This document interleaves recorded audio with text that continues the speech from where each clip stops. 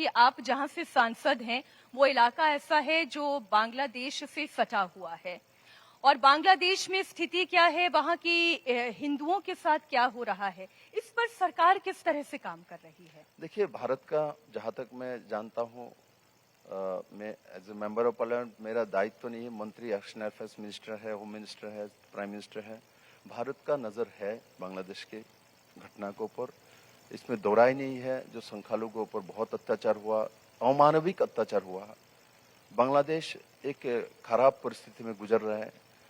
भारत का स्वभाव है, माननीय प्रधानमंत्री जी आने के बाद आपने देखा होगा 2014 में जब सरकार उनका बना, लोग कांग्रेसी जो प्रधानमंत्री बनते पहले ही दौरा यूरोप में करेंगे दिखाने के लिए, किंतु प्रधानमंत्री ने पहले दौरा भूटान में किया था अपने पड़ोसी देश के साथ, और जाके 5,000 करोड़ का हेल्प मदद भी किया था भारत सरकार की तरफ से।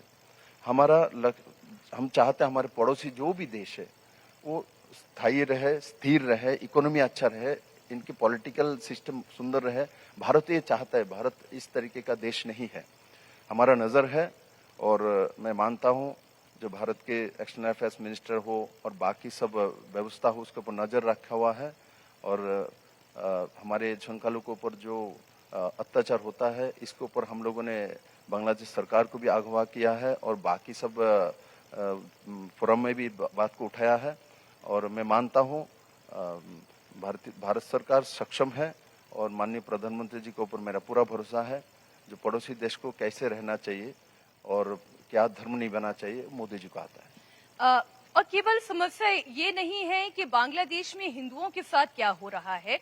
आप ही के पार्टी के एक प्रदेश के मुख्यमंत्री हिमंता बिस्वा शर्मा जब वो झारखंड में चुनाव प्रचार के लिए जाते हैं तो ये कहते हैं कि किस तरीके से बांग्लादेश से आकर घुसपैठिए वहां की जमीनों को हड़पने की कोशिश कर रहे हैं।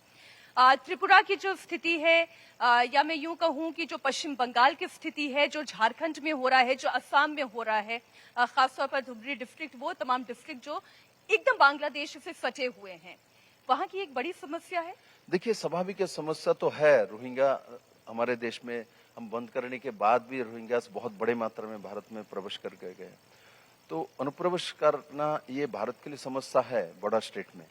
तो इसको भारत सरकार बॉर्डर फेंसिंग का हमने इसलिए लागू किया। बॉर्डर फेंसिंग भारत सरकार जब अटल जी प्राइम मिनिस्टर रहे तभी बॉर्डर फेंसिंग बने। कांग्रेस को इसमें ऊपर कभी ध्यान ही नहीं था। बॉर्डर रोड बनाना पड़ेगा, बॉर्डर फेंसिंग बनाना पड़ेगा, बीएसएफ को ड्यूटी करने के लिए अत्याधिक अस्त्र देना पड़ेगा। ये सब कुछ भारतीय जनता पार्टी की सरकार ने ही किया है, इसलिए हमारे उसके ऊपर ध्यान है। मैं मानता हूं आपके साथ कि जिस तरीके से अनुप्रवेशकारी के कोई आदमी जब चोरी के रास्ते में आपके घर में आएगा और जमीन में बैठ जाएगा, जिसका जन्म ही चोरी से हुआ, अवैध रूप से हुआ, तो उनका स्वभाव भी अवैध रूप का ही होता है। तो इनको जो फंडामेंटलिस्ट जो एजेंसियां है उनको यूज कर लेता है।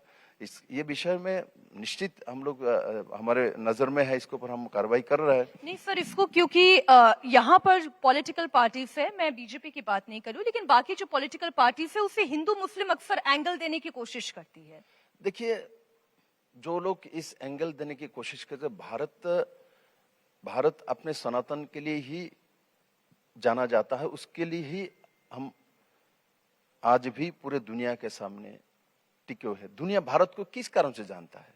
हर एक देश को किसी ना किसी का कोई उस पहाड़ के लिए जाना चाहता है, किसी का वो उनका कोई नीति के लिए जाना चाहता है। भारत को दुनिया में भारत के आध्यात्मिकता के लिए जाना जाता है। भारत आध्यात्मिक देश, और वो कहां से आया? सनातन पे आया है। तो इसलिए भारत के लोग ऐसा सोच रख ही नहीं सकता है। आजकल कांग्रेस में इंडी गठबंधन कम्युनिस्ट के लोग जो सोच रखता है, ये जो सोच रखता है, इंग्रेज का पिट्ठू का स्वभाव है। इनकी इंग्रेज के पिट्ठू बन के काम करने का उनका स्वभाव है और उनको फॉलो करना उनका स्वभाव है। इसलिए इस तरीके की बात करता है। जो भारत विरोधी विदेशी शक्ति है, वो जो भाषा में बात करता है, राहुल बाबा उसी भाषा में बात करता है। वो विदेश में जाता है, चीन का जाके तारीफ करके आ जाता है। मैं यही नहीं कहता हूं किसी देश का बदनाम करना चाहिए, किंतु अपने देश को तो पहले मानो। लेकिन राहुल बाबा क्यों कहते हैं? अब तो वो लीडर ऑफ ऑपोजिशन हो गए हैं। देखिए भाई, अब इनको भाभा ना बोले तो उनके माताजी नाराज हो जाएगा, इसलिए मैं कहता हूँ अब कहे माँ को तो संतुष्ट रखना पड़ेगा, इसलिए बोलता हूँ। तो अब मेरे पास उपाय क्या है? विप्लव जी बहुत बहुत क्योंकि धन्यवाद। मैं जी जी। उनको मैं इसलिए नहीं कह सकता हूँ, गांधी भी उधार किया हुआ है उनका, इसलिए मैं तो कैसे उनको गांधी बोल सकता हूँ, उधार किया हुआ है। मैं विप्लव देव है ना मेरा सरनेम, तो मुझे आपके सीईओ साहब उधार में लेके उनका टाइटल देता, आप मानोगे? जिसका परिचय ही गलत है, जो अपना परिचय ही दुनिया को, देश को गलत देता है, वो हमको असली और गलत का पहचान कराएगा। असली और गलत का पहचान वो कर सकता है जो सच्चाई के साथ रहता है और जो सच्चाई के साथ खुद को रखता है।